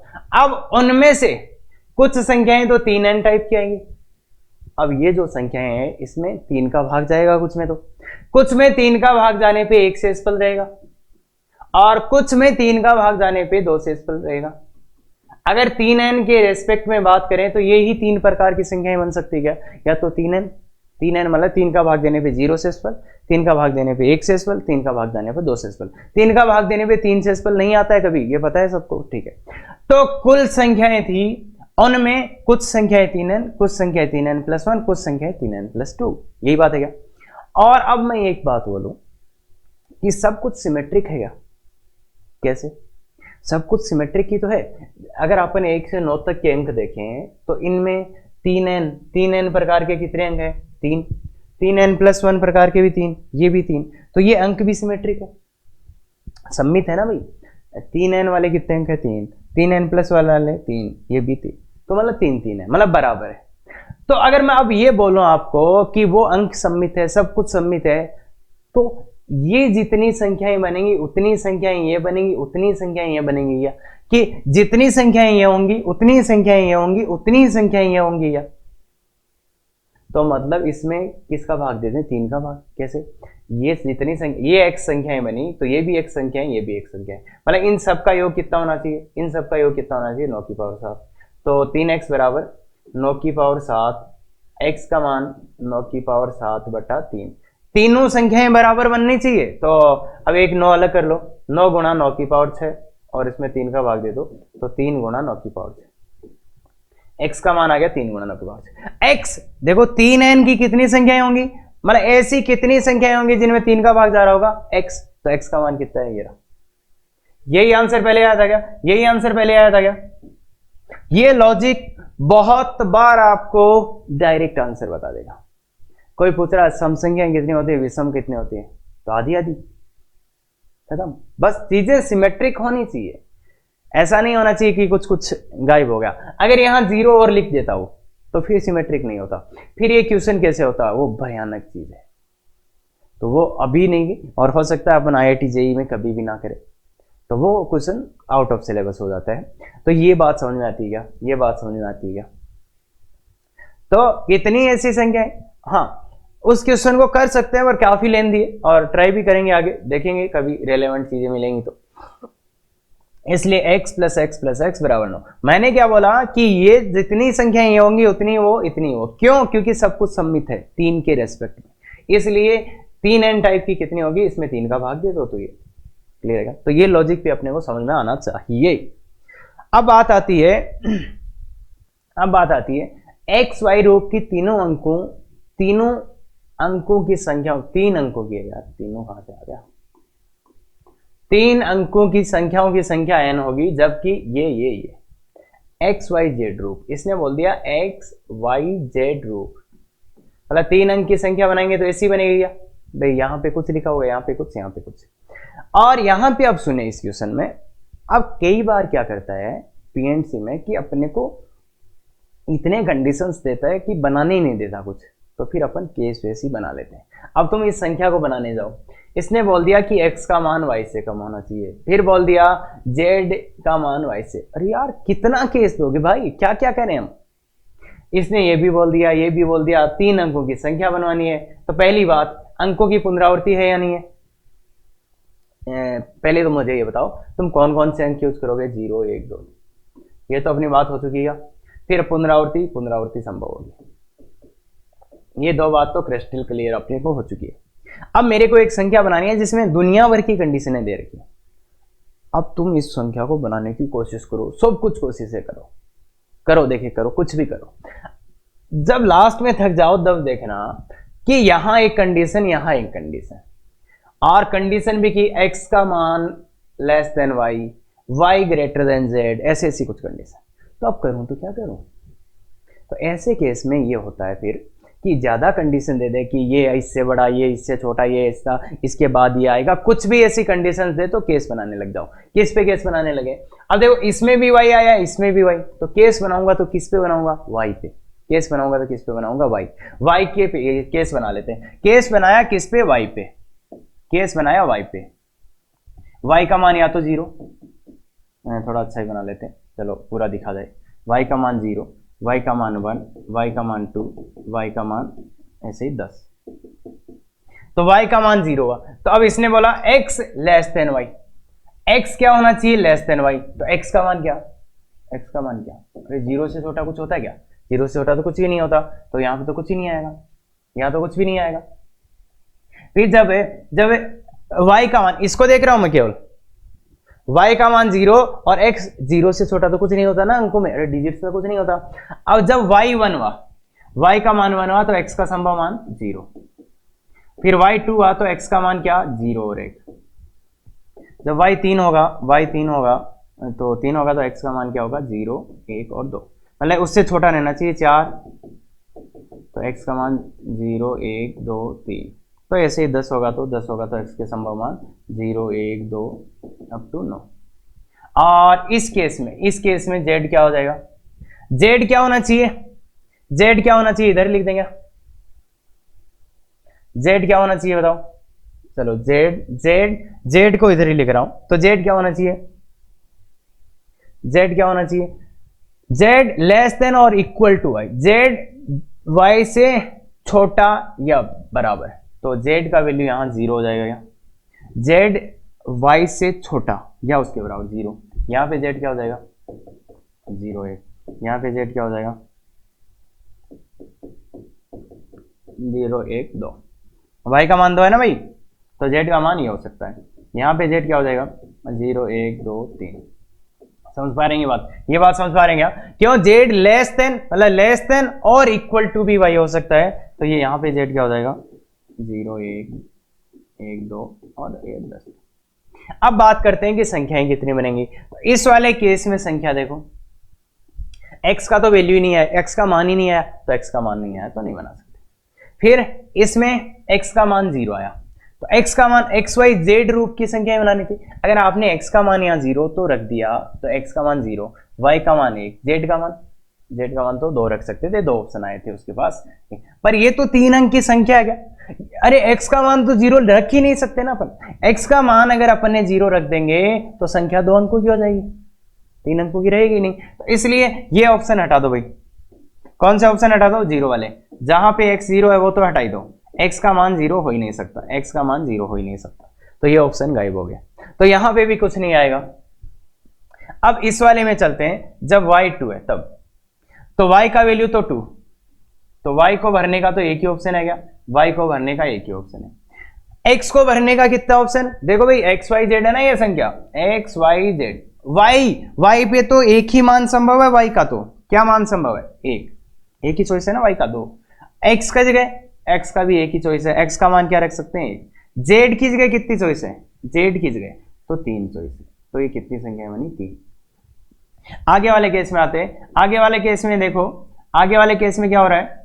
y की जगह तो एक ही चॉइस होगी, y का मान तो 3 ही रखना है, मतलब एक चॉइस। x की जगह इस बार कितनी चॉइस है? 2। और इसकी जगह कितनी है? z की जगह कितनी चॉइस है? 4। तो इसको अपन ऐसे भी लिख सकते हैं, इसको थोड़ा और अच्छा लिख देते, तो 1 गुणा 3, ये कितना हो गया? 2 गुणा 4, मतलब बीच वाला तो एक ही एक रहेगा। और फिर इसमें कर लेते हैं, इसमें भी कर ही लेते हैं, चलो। तो इस बार देखो, इस बार y के तो फिर से एक ही ऑप्शन है, y का तो मान कितना रखा जाएगा? 4, x के मान कितने? 3, और उसके मान कितने आ जाएंगे? 4 आ जाएंगे। तो ये कितना आया? 3 गुणा 4। और लास्ट वाले में बताओ, y का तो ऑप्शन फिर भी एक ही रहेगा। x के कितने ऑप्शन आ गए? 9, x के 9 ऑप्शन आए। और y के कितने आए? कुछ गड़बड़ हुआ क्या? अरे 10 कहाँ से आ जाएगा, बावड़े लगो, यहाँ 9 ही है भाई लास्ट में, तो इसके 10 ऑप्शन आ गए, तो ये 9 गुणा है। बस इनको जोड़ना है आपको, इनको जोड़ना है, यही आंसर आपका। इनको जोड़ने के लिए या तो आप सीक्वेंस सीरीज में जा सकते हो, या तो छोटे छोटे नंबर से उनको गुणा कर लेना। अरे कुछ तो गड़बड़ लग रहा है, क्या गड़बड़ हुआ? यहाँ पे कुछ गड़बड़ कर दिया भाई अपन ने। ये 5 आएगा, 5 आएगा, ये 5 आएगा और ये 5 आएगा, तो जब y का मान 10 कैसे लिख सकते हैं यार? 9 तक ही तो जाएगा। ये बावड़ा लोग किसने लिखा है? सर आपने लिखा है, तो इसके 8 तक ही है, तो यहाँ पे कुछ तो गड़बड़ हो गया। तो 3 5 1 3 1 3 2 4 3 5, और यहाँ पे कितना है ये देख लो यार, यहाँ पे कितना है? तो इसके भरने के 8 तरीके, इसको 8 ही तरीके से भर सकते हो, इसको 8 तरीके से, इसको कितने 10 तरीके से, तो ये 8 गुणा 10 है। तो इनको जोड़ना है तो छोटे छोटे नंबर है, या तो गुणा करके जोड़ लो। तो ये नंबर्स क्या आएंगे फाइनली? ये नंबर्स आएंगे 1 गुणा 3, तो 1 गुणा 3 प्लस 2 गुणा 4, 2 गुणा 4 आएगा ना भाई, तो मैं लिखता जाता हूँ 3 8, 2 गुणा 4 फिर आएगा 3 गुणा 5, 3 5 आएगा तो 15, और फिर आएगा इसको 4 इसको 6, 6 चौक 24, 5 और 1 कितना आ जाएगा? 5 और 1 1 बढ़ रहा है ना दोनों तरफ, देखो 1 1 बढ़ता जा रहा है, 1 1 बढ़ते जाओ, 5 7 तो 35, फिर 6 8 6 8 48, फिर 7 9 9 सन्तु 63, फिर 8 10 80। तो इनको बस जोड़ दिया, इनका जोड़ दिया। ये इसलिए बताया कि कहीं अपन फंस ना जाए कहीं पे भी। तो ये कितना आ रहा है देखो, जोड़ लेना यार, शायद कुछ आना चाहिए। तो 11 11 और 9 20 20 20 25 25 और 11 36, 25 और 11 36, 36 ना, 36, फिर 36 को वो दे दिया 3, तो ये 10 हो गया, 10 10 3 13, 13 और 8 21 21 21 और ये 21 है 27, 276 कुछ आएगा, शायद यही आएगा। तो ये तो मैंने बेसिक था कि यार गिनी लो, सब कुछ जुगाड़बाजी कर दिया, सब कुछ जुगाड़बाजी की गिनी लो। बाकी ये एक छोटा सा सीक्वेंस सीरीज का क्वेश्चन होता, ये सीक्वेंस सीरीज का क्वेश्चन कि इनका नंबर का योग करना था, तो इसका टीएन लिख दो। इसका टीएन क्या आ रहा है? इसका टीएन क्या आ रहा है? मतलब ये पहले इसको पहला कर लेते हैं, 1 से 8 जा रहा है तो n, और एक आगे वाला n+2, तो tn क्या आएगा? n+2। और इनका योग कितने से करना है? n का मान कहां से का? 1 से लेके 8 तक, और n जा रहा है 1 से 8। तो इसका Sn निकालना होता तो मैं सिग्मा tn कर देता, कितना? n बराबर 1 से 8। तो एक तो n² + 2n, ये क्या है? n² + 2n, तो सिग्मा n² + 2n, और n बराबर 1 से 8। तो फॉर्मूले सबको याद होंगे, फॉर्मूले सबको याद होंगे, n², तो यहाँ पे 8 n+1 9 इंटू 2n+1 17 बटा 6 प्लस 2 इंटू n का n+1/2, तो ये 2 से 2 कटेगा n, तो 8 इंटू 9, तो ये तो आया देखो 4 3 12 इंटू 17 प्लस 9 इंटू 72, तो 12 इंटू 17 तो कितना होता है? 17 दूनी 34, 17 दूनी 34 और 17 और 3 20, 204 प्लस 72, तो 276। तो ये ऐसे सीक्वेंस सीरीज की मदद से भी आप कर सकते थे। 276 बिल्कुल सही आंसर है, बिल्कुल सही आंसर है। क्लियर है क्या? तो ऐसे क्वेश्चंस भी आईआईटी में देखने को मिलते हैं, जहां पे उनको क्या चाहिए कि आप केस बनाएं और कैलकुलेट करके बताएं। इसलिए ये उम्मीद ना करें जो बताया जा रहा है उससे, तो ऐसे ध्यान दें। और काफी बार आईआईटी ने किया है कि आंसर छोटा मोटा आता है और केस क्यास बना के निकालना ही पड़ता है, केस क्यास बना के निकालना ही पड़ता है। क्लियर है? तो ये चीज को आगे अपन थोड़ा सा और तरीके से भी कर पाएंगे, पर बहुत ज्यादा तरीके नहीं है, अभी अपने को ये समझ जाना चाहिए। ठीक है? तो वो तरीका दिमाग लगाएंगे। तो अब बात ये ना, वो तरीका मैं बता दूं पर सबको वो समझ में नहीं आएगा, तो अपना एम तो ये ना कि समझें, और जो उस लेवल पे है वो सोच पाएंगे कुछ और क्या हो सकता है। तो वो करेंगे, लाइव क्लास में डिस्कस कर सकते हैं ऐसी चीज़ें। बाकी DPP 4 अच्छे से बनाई गई DPP है, और ये दोनों क्वेश्चन काफ़ी अच्छे बनाए गए हैं, इनमें वैसा ही कुछ होगा। हाँ, तो ये आंसर है। अब देखो, ये पता है आपको फ्री लाइव क्लास होता है, DPP में डाउट, कुछ भी डाउट हो कैसे ज्वाइन करना है ये भी पता है, ये भी पता है। तो thank you very much, effective तैयारी करो।